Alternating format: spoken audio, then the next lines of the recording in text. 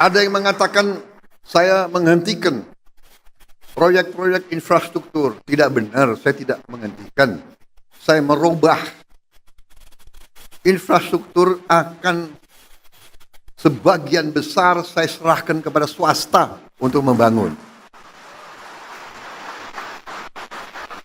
Swasta lebih efisien, swasta lebih inovatif, swasta lebih pengalaman, saudara-saudara sekalian.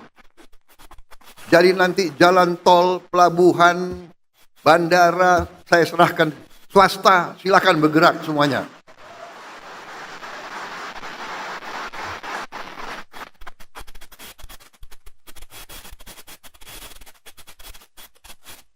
Berkali-kali saya katakan nanti pemerintah akan yang Download Tribun X sekarang, menghadirkan lokal menjadi Indonesia.